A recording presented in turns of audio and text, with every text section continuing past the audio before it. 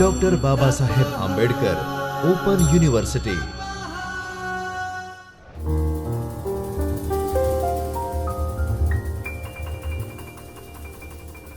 નમસ્કાર વિદ્યાર્થી મિત્રો, ડૉક્ટર બાબા સાહેબ આંબેડકર ઓપન યુનિવર્સિટીના ચૈતન્ય સ્ટુડિયોમાં હું ડૉક્ટર રામકુ ભેડા આપ સૌનું હાર્દિક સ્વાગત કરું છું.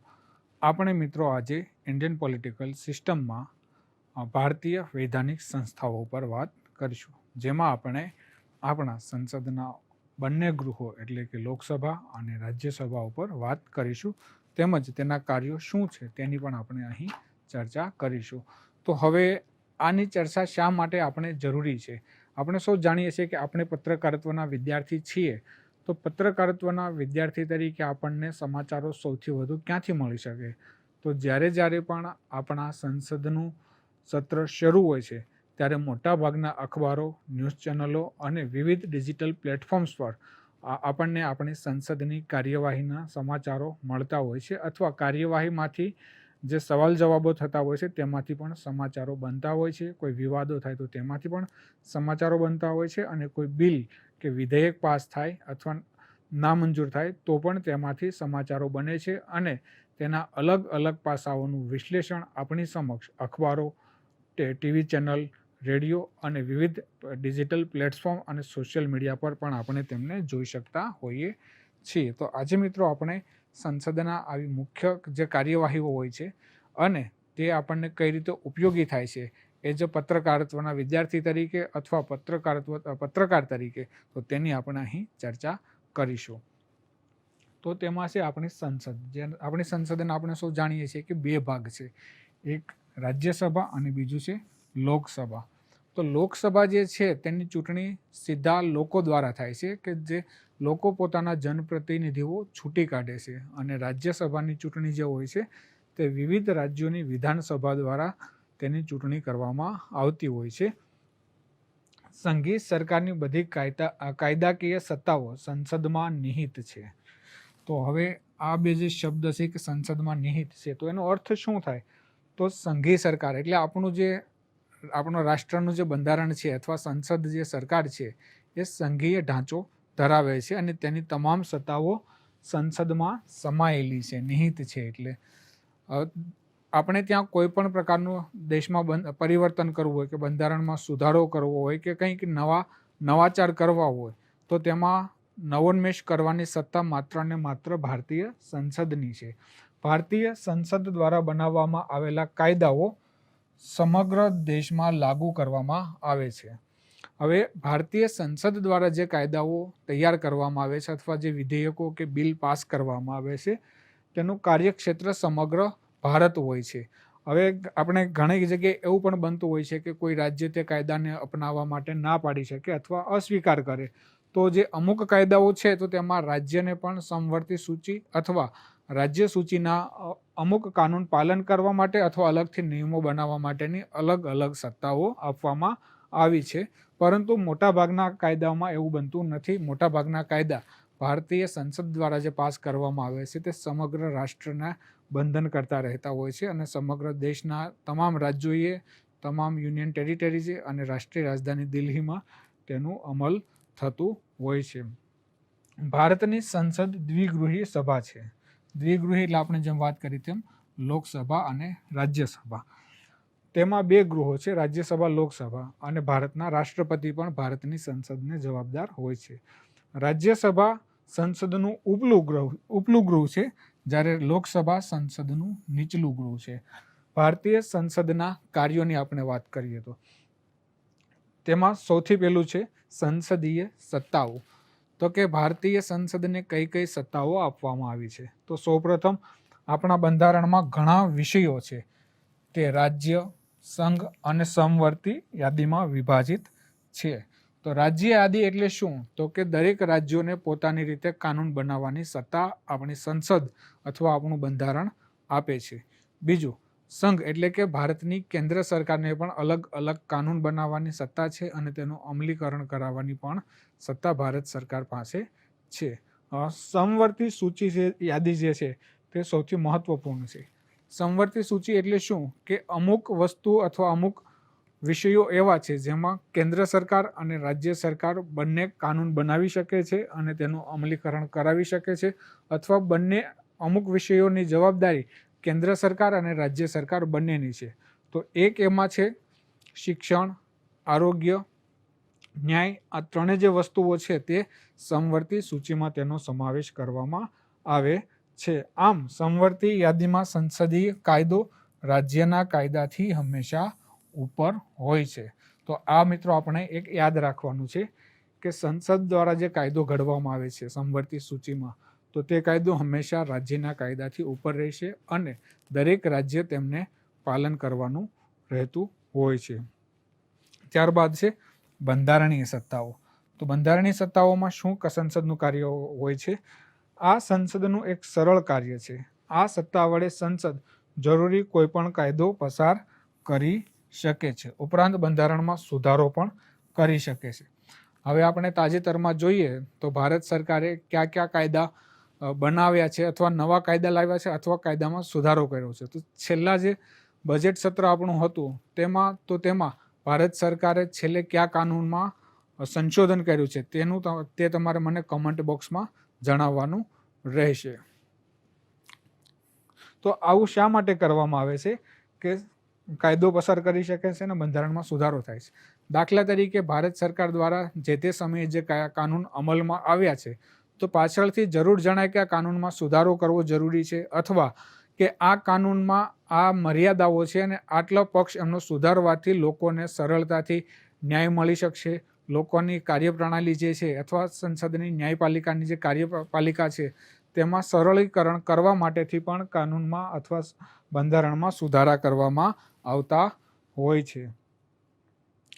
ત્યારબાદ છે રાજ્યસભાના કાર્યો અને સ્થાન. રાજ્યસભા એટલે કે રાજ્યોની પરિષદ સંસદનું ઉપલું ગૃહ છે. તે ભારતના રાજ્યોને પ્રતિનિધિત્વ આપે છે.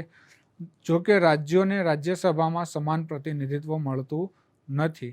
આને તેમની વસ્તીના કદ આધારે પ્રતિનિધિત્વ આપવામાં આવ્યું છે. તો આપણે સૌ જાણીએ છીએ મિત્રો કે દરેક રાજ્યને ચોક્કસ પ્રતિનિધિત્વ આપવામાં આવ્યું છે, પણ સમાન પ્રતિનિધિત્વ આપવામાં આવ્યું નથી. દરેક રાજ્યને તેની જનસંખ્યાના આધારે રાજ્યસભામાં પ્રતિનિધિત્વ આપવામાં આવતું હોય છે. તો સૌથી વધુ આપણે ત્યાં રાજ્યસભાના સદસ્યોની સંખ્યા ધરાવતું રાજ્ય છે જે ઉત્તર પ્રદેશ છે, કારણ કે તે દેશમાં સૌથી વધુ જનસંખ્યા ધરાવતું રાજ્ય છે. તો રાજ્યસભામાં સામાન્ય રીતે જોઈએ તો આ ભેદભાવ અથવા આ જે અસમાનતા છે તે ઉડીને આંખે વળગે તેવી હોય છે, કારણ કે અમુક રાજ્યોની જે જનસંખ્યા છે તે બહુ જ ઓછી હોવાથી તેને રાજ્યસભામાં ઓછું પ્રતિનિધિત્વ મળતું હોય છે. આવું આપણે સ્પષ્ટ રીતે જોઈ શકીએ છીએ. રાજ્યસભાની રચનાની આપણે વાત કરીએ તો રાજ્યસભામાં મહત્તમ 250 સભ્યો હોઈ શકે છે. આ 238 સભ્યો રાજ્યોના પ્રતિનિધિઓ અને બાકીના 12 સભ્યો રાષ્ટ્રપતિ દ્વારા કલા, સાહિત્ય, વિજ્ઞાન અને સામાજિક સેવાઓના ક્ષેત્રમાં વિશિષ્ટતા પ્રાપ્ત કરનાર વ્યક્તિઓમાંથી નામાંકિત કરવાના હોય છે. હાલમાં આપણી રાજ્યસભામાં 245 સભ્યો છે, જેમાંથી 233 સભ્યો ચૂંટાયેલા છે વિવિધ રાજ્યોની વિધાનસભામાંથી, અને 12 સભ્યો જે છે એ આપણા મહામહિમ રાષ્ટ્રપતિ દ્વારા નામાંકિત થયેલા સભ્યોનો સમાવેશ થાય છે. દરેક રાજ્ય વિધાનસભાના સભ્યો મળીને રાજ્યસભા માટે તેમના ફાળવેલા સાંસદોની સંખ્યા પસંદ કરે છે. રાષ્ટ્રપતિ રાજ્યસભાના 12 સાંસદોને નોમિનેટ કરે છે કેન્દ્રીય કેબિનેટની ભલામણોને આધારે, અને ત્યારબાદ એમને રાજ્યસભાનું સભ્યપદ આપવામાં આવતું હોય છે. રાજ્યસભાના અધ્યક્ષ અને ઉપાધ્યક્ષ. આપણે સૌ જાણીએ છીએ કે ભારતના ઉપરાષ્ટ્રપતિ જે હોય છે તે સામાન્ય રીતે રાજ્યસભાના હોદ્દેદાર અધ્યક્ષ હોય છે. તેઓ ગૃહના સભ્ય નથી, છતાં જોકે તેઓ તેમની બેઠકોનું અધ્યક્ષ પદ સંભાળે છે.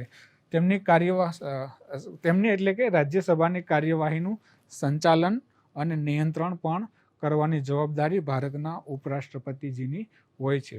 ઉપરાષ્ટ્રપતિની ગેરહાજરી દરમિયાન રાજ્યસભાના ઉપાધ્યક્ષ બેઠકોનું અધ્યક્ષ પદ સંભાળતા હોય છે, અને ઉપાધ્યક્ષની પસંદગી રાજ્યસભાના સાંસદો દ્વારા પોતાનામાંથી કોઈ એક સદસ્યની કરવામાં આવતી હોય છે. રાજ્યસભાની સત્તાઓ અને કાર્યો. તો રાજ્યસભાની જે સત્તાઓ છે તે આપણે જોઈએ તો સામાન્ય કાયદા ઘડવાના ક્ષેત્રમાં રાજ્યસભાને લોકસભાની સમાન સત્તાઓ મળેલી છે. જે નવા કાનૂન ઘડવાના હોય છે અથવા બંધારણમાં કોઈ સુધારો કરવાનો હોય છે તો બંને સંસદના બંને ગૃહોની સત્તા સમાન રીતે કાર્ય કરતી હોય છે. રાજ્યસભામાં સામાન્ય બિલ રજૂ કરી શકાય છે અને તે પસાર ન થાય ત્યાં સુધી તે કાયદો બની શકતો નથી.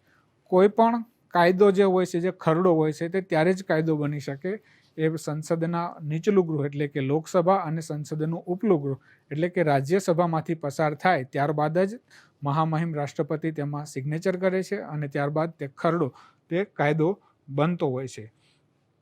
સામાન્ય બિલ અંગે સંસદના બંને ગૃહો વચ્ચે મડાગાંઠ હોય અને જો તે 6 મહિના સુધી વણ ઉકેલાયેલ રહે તો રાષ્ટ્રપતિ મડાગાંઠ ઉકેલવા માટે સંસદના બંને ગૃહોની સંયુક્ત બેઠક બોલાવી શકે છે અને તેમાં આ સંયુક્ત બેઠકની અધ્યક્ષતા લોકસભાના અધ્યક્ષ કરે છે. જો બિલ સંયુક્ત બેઠકમાં પસાર થાય છે તો તેને રાષ્ટ્રપતિ પાસે તેમના હસ્તાક્ષર માટે મોકલવામાં આવે છે અને આ બિલ ના પાસ થાય અથવા મડાગાંઠ ના ઉકેલાય તો બિલને સમાપ્ત માનવામાં આવે છે. નાણાકીય સત્તાઓની વાત કરીએ તો નાણાકીય ક્ષેત્રમાં રાજ્યસભાની શક્તિઓ લોકસભા કરતાં ઓછી છે. રાજ્યસભામાં નાણાં બિલ રજૂ કરી શકાતું નથી. જો આ પણ આપણા માટે એક મહત્વનો વિષય છે કે રાજ્યસભામાં નાણાં બિલ રજૂ કરી શકાતું નથી. તો શા માટે રજૂ નથી કરી શકાતું તે તમારે મને કોમેન્ટ બોક્સમાં જણાવવાનું રહેશે. તે ફક્ત લોકસભામાં જ રજૂ કરી શકાય છે.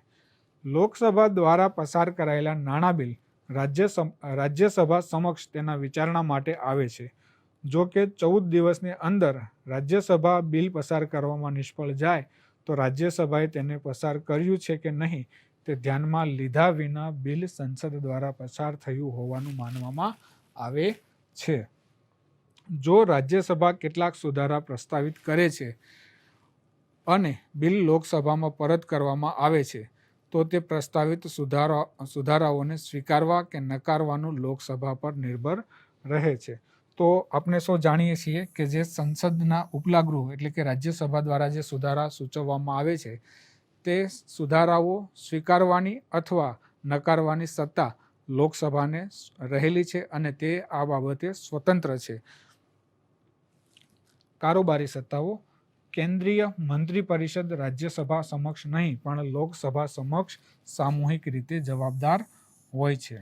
તો હવે આપણે સૌ જાણીએ છીએ કે ભારતનું જે 2 સંસદના ગૃહો છે તેમાં લોકસભા છે તેનો કાર્યકાળ ફિક્સ હોય છે કે 5 વર્ષ માટે હોય છે અને રાજ્યસભાનો કાર્યકાળ રાજ્યસભાનું ગૃહ ખતમ થતું અથવા તેનું વિસર્જન થતું નથી, તે કાયમી ગૃહ છે.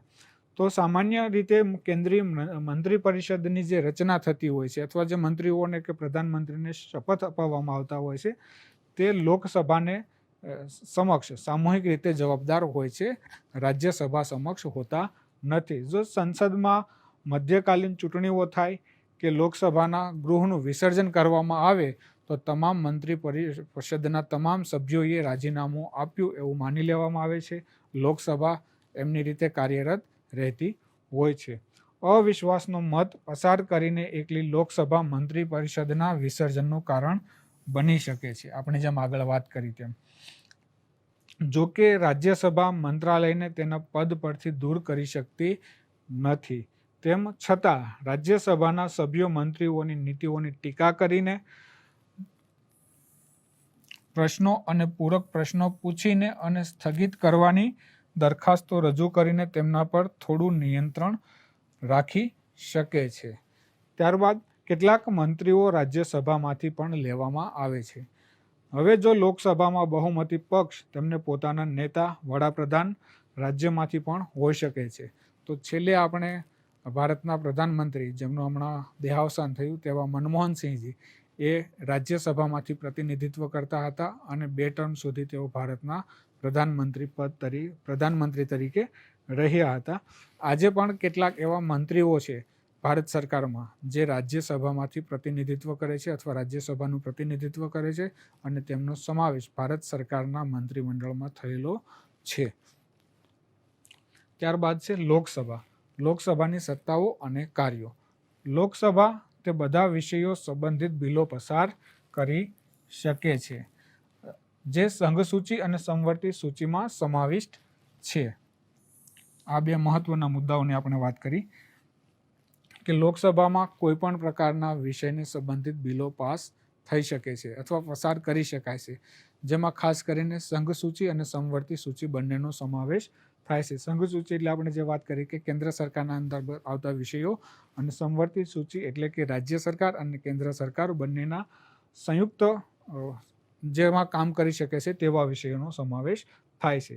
તે રાજ્ય વિષયો સંબંધિત બિલો કટોકટીની સ્થિતિમાં પણ પસાર કરી શકે છે, અથવા જો રાજ્યસભા તેના કુલ સભ્યોની બહુમતી અને હાજર અને મતદાન કરતા તેના 2/3 સભ્યો દ્વારા પસાર કરાયેલ ઠરાવ દ્વારા રાષ્ટ્રીય મહત્વનો ચોક્કસ રાજ્ય વિષય જાહેર કરી શકે છે.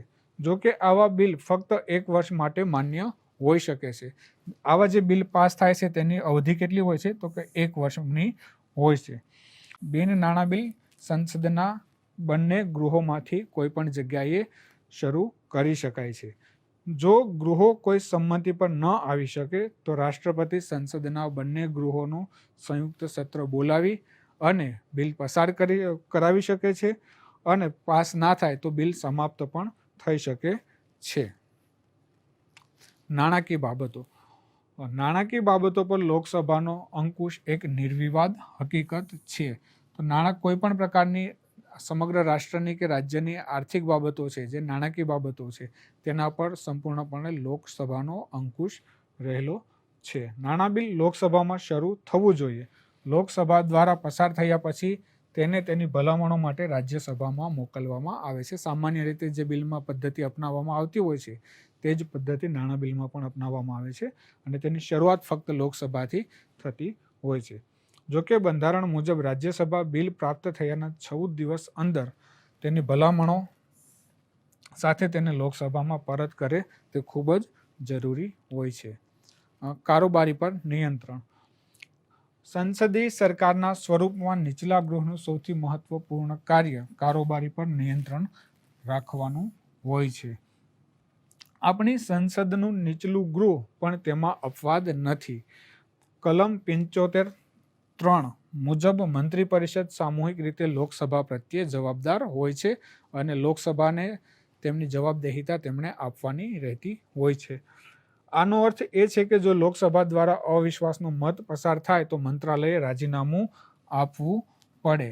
દાખલા તરીકે કોઈ મંત્રી વિરુદ્ધ રાજ્યસભામાં અવિશ્વાસનો મત પસાર થાય તો તેમણે પોતાના પદ ઉપરથી રાજીનામું આપવાનું હોય છે.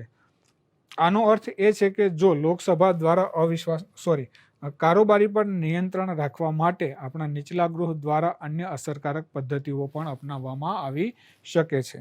વિવિધ વિભાગોના હવાલા ધરાવતા મંત્રીઓ પર ગૃહના સભ્યો દ્વારા પ્રશ્નો ઉઠાવી શકાય છે અને તેમની નિંદા કરી શકાય છે. આપણે સામાન્ય રીતે સંસદીય કાર્યવાહીનું જોતા હોઈએ અથવા તેમના વિશે વાંચન કરતા હોઈએ તો આપણને આ બધી બાબતોનો ખ્યાલ સારી રીતે હશે. સરકાર દ્વારા રજૂ કરાયેલા બિલ ગૃહ દ્વારા નકારી શકાય છે. સરકારની ટીકા કરવા અથવા ટૂંકા ગાળા માટે મહત્વપૂર્ણ બાબતો પર ચર્ચા કરવા માટે મુલતવી પ્રસ્તાવ રજૂ કરી શકાય છે. તો આ મિત્રો આપણે ભારતીય સંસદના મુખ્ય જે કાર્યો છે, સંસદનું ઉપલું ગૃહ એટલે કે રાજ્યસભા અને નીચલું ગૃહ એટલે કે લોકસભા, તેની આપણે ચર્ચા કરી. ફરી આપણે ભારતની અન્ય બંધારણીય સંસ્થાઓ વિશે નવા વિષયમાં નવા લેક્ચરમાં મળીશું. ત્યાં સુધી આપ મને રજા આપશો. ધન્યવાદ મિત્રો. સ્વાધ્યાયઃ પરમ